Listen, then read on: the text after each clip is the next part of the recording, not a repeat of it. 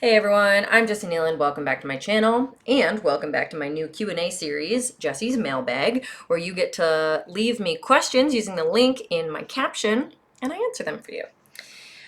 So today I wanted to talk about sex because that is such a common topic. When I invited on Instagram for people to share their questions for me, I got like half of them were about sex. So today we're going to just start with little bit of talking about sex and body image. So, very particularly, one of the big questions that I got was on trouble connecting to pleasure, elusive orgasms, difficulty getting turned on, all of these sorts of things. And also a lot of how to feel sexually desirable when you struggle with body image stuff. That, of course, is a big one. So I might have to make a couple of more videos about these, I realize. But I just wanted to talk about how to work with pleasure, desire, and arousal when you are, um, I don't know, in the process of body neutrality, I guess. So, first and foremost, most assigned female at birth people, most people conditioned and raised as little girls and conditioned as women, they will struggle to connect to pleasure for a ton of reasons and struggle to connect to their own arousal and their own desire for a ton of reasons. A lot of those reasons have to do with the patriarchy, self-objectification, being objectified by others, the role of this stupid gender binary, and what it teaches us, and like our sex ed programs in schools teaching us, like, for boys it's all about wet dreams and masturbation, and for girls it's like don't get pregnant, and birthing and periods. And it's like we learn from the outset that the pleasure of sex is sort of for boys, the desire of sex is a man thing.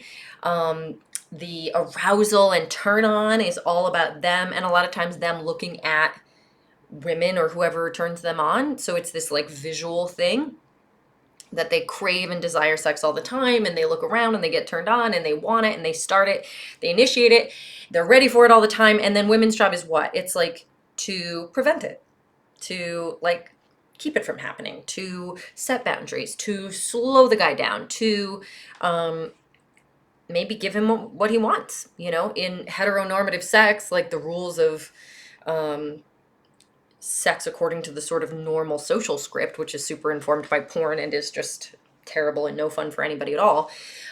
We have this idea that, let's say she gives in, right? Now it's up to her to please him. Now it's sort of her job to like be sexy so that he can get turned on and really into it, and he can experience pleasure and he can come, and she maybe comes, but probably not. And it's done when he finishes. And that's it, like the vast majority of women don't come from penetration alone. And most guys are not necessarily thinking to themselves, like, how do I get off script and really connect to your pleasure? They might be really sort of self-identified good guys who want his partner to come, but not know how to do that. A lot of times guys will ask their partners, what do you like? Or what will get you off? And their partners can't answer because, again, a lot of women specifically have not been conditioned to know the answer to that question, because we're not conditioned to tune into our own desire, arousal, or pleasure, let alone orgasm. My gosh. So it's complicated. It's really difficult for everybody involved. Like, again, I say, the sort of self-identified good guys thing a little bit tongue in cheek, but the truth is, like, there are guys out there who want to give pleasure to their partners, and they can't because their partners don't know how to receive it. Their partners are too anxious or uncomfortable or don't feel worthy of it.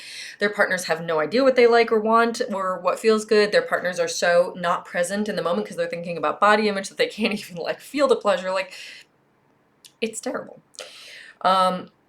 I'm actually thinking of doing a podcast with my partner because I feel like we need more conversations about this, more really frank conversations about sex and intimacy and connection and partnership and all this stuff. But most people, honestly, are just not having very good sex. Like, maybe they have good sex sometimes, or they have like memories of having good sex, but most people's regular normal sex life is not particularly satisfying, not particularly pleasurable. And unfortunately, there's a lot of trauma leading to that too. And the more you are stressed about your body, the less likely you are to really enjoy your sex life. The more anxious you are in general, the less worthy you feel taking up space in the world, the less seen you feel, or the more judged or criticized you feel. Like, all of these things are going to take away from sexual pleasure. So a lot of the work that I do with clients is helping them tune back into pleasure on their own terms, healing a lot of their relationship to pleasure in terms of like what they feel like they deserve and are worthy of, um, and totally dismantling the heteronormative script for how this is supposed to go. Because if you learned that your job in sex is like to be hot and provide a vagina for a guy to stick his dick in, like, you're not going to enjoy sex. In fact, it might be really, really painful, and your body might keep you from having it. You know, there's a lot of ways that the body will just shut that shit down and be like, nope, no thank you, that sucks for me. And those things that I'm talking about, you know, they end up being like medical conditions that really, really suck and really hurt, and are things that my clients sometimes struggle with a lot.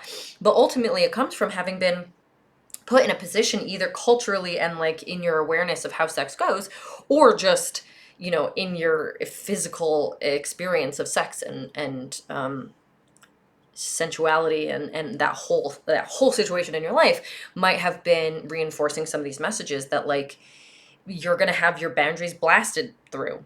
You know, that maybe you'll try and set a boundary, but nobody fucking cares. Or like people will push you and coerce you. You know, one of my best, most popular YouTube videos is from years ago on sexual coercion, and I get emails daily from people leaving comments on it being like, holy cow, this is me. Like, so many of us have been coerced into sexual experiences that we didn't want, we weren't turned on for, we weren't ready for, and we didn't know how to say no to for any number of reasons. So that will leave a lot of tension in the body, a lot of defensiveness, a lot of like shutdown, a lot of trauma that shows up in such a way that like when you then try to have sex with a person that you care about, or like a person who is trying to give you pleasure, it often just doesn't go well. You know, you can't access that stuff. So there's a lot of healing to do in the body and in the mind and in the heart around all of this stuff. So I just want to normalize it. First and foremost, if you struggle to orgasm, I see you, that's normal. It's not weird, I promise you. If you've never orgasmed, that's not weird, I promise you.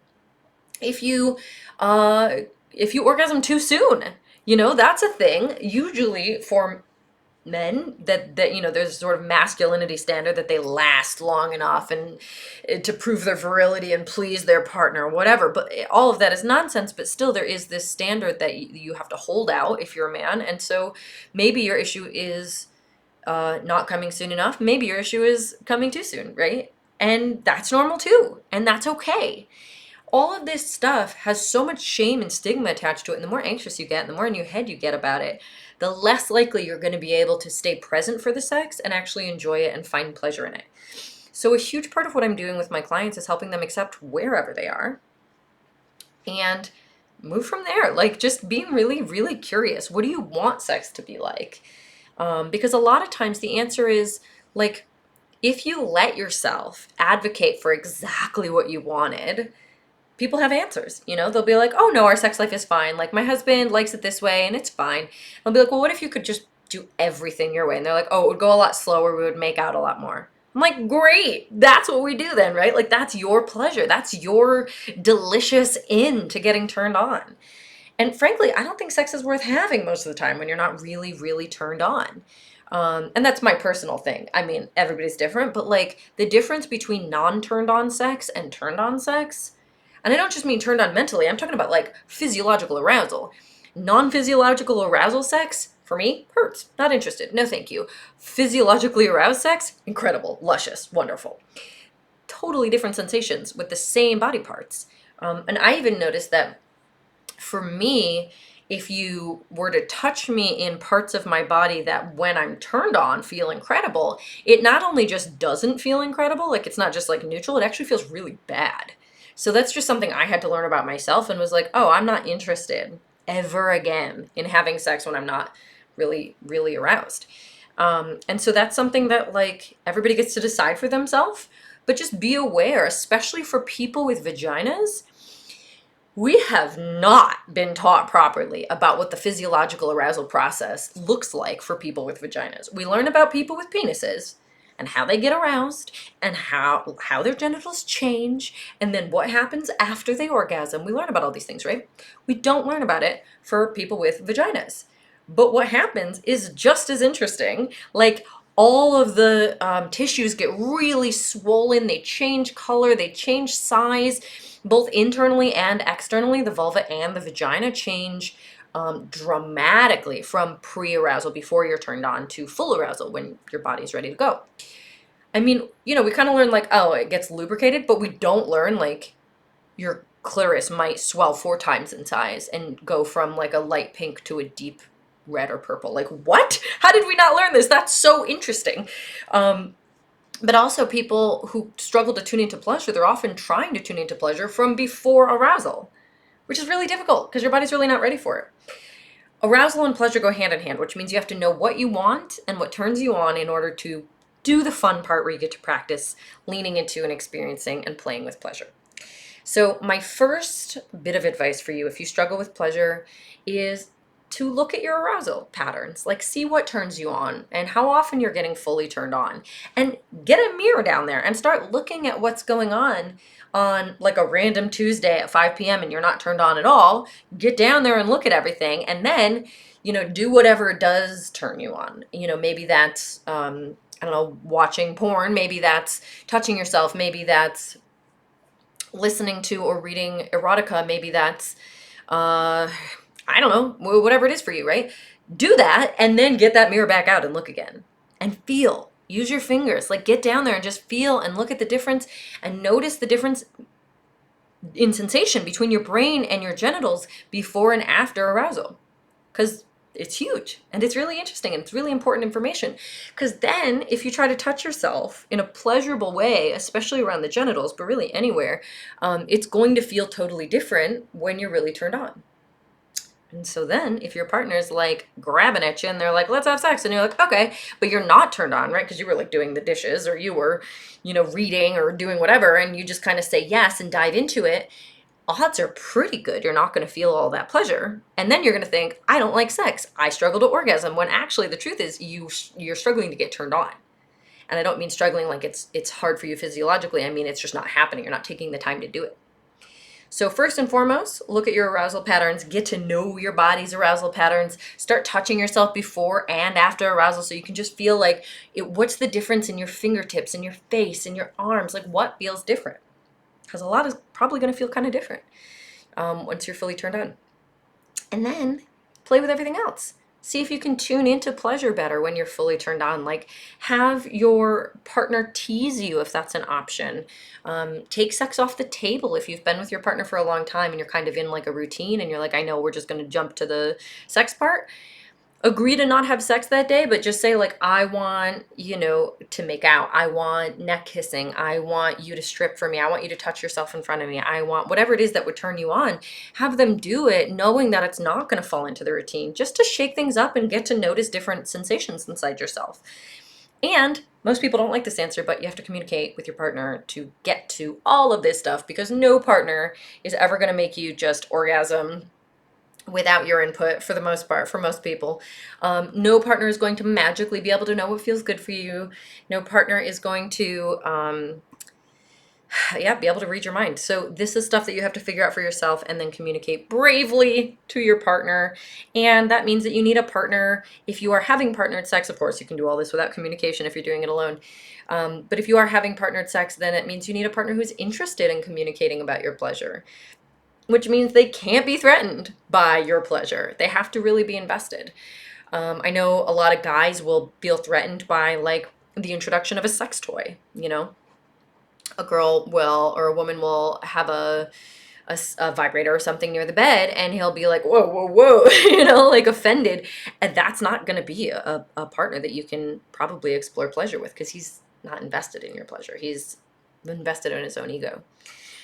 So yeah, these are my general sort of guidelines for how I start to work with a person who's struggling in this space, is how to reduce anxiety, get out of your head, how to tune into arousal first and then into pleasure, and really listening to your body and letting your body guide you in terms of what you want, and being super brave and sharing that with another person if you're having partnered sex. Otherwise, it all just stays inside you, and then you never get all of the like juicy goodness of the sex that you want.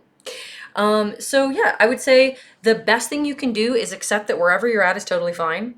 Not pathologize it, not stress out about it. Like, if you can't get an erection, if you don't get aroused or wet, if you can't orgasm, if any of these things are true, you just go, okay, cool. Now what? Let's play. Be curious about it and kind to yourself, because anything that you do that stresses you out is going to make your sex life worse and your pleasure decreased. So find a way to embrace it. It won't necessarily be permanent, but the longer that you're stressed about it, the more likely it's going to stick around. So just find a way to embrace it. And if you are partnered, find a way to talk about it. So it's like, hey, I'm struggling to get an erection, and I am super worried that that's going to make you think less of me and that you're going to be sexually disappointed. And then your partner gets a chance to be like, that's so interesting. I had no idea. I just thought you weren't really, interested. And then you get to unpack what all this means. Or if you're like, I'm struggling to get aroused, I want to try something else, and I'm afraid that's going to offend you. Your partner gets a chance to be like, nope, I'm super excited to get to play with different things. I want you to be aroused when we have sex, So it just brings everybody into a different place of acceptance, and that is the place where pleasure blooms. That is the fertile soil for pleasure.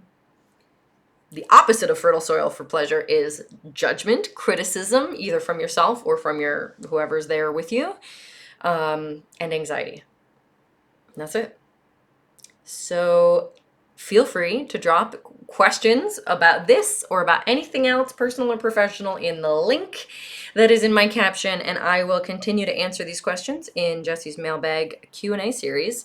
Feel free to like and subscribe if you like my content. I also have a Patreon that you can find. I'll drop that link in the caption as well. If you love my free content, that's a great way to support me. And otherwise, I'll catch you next time.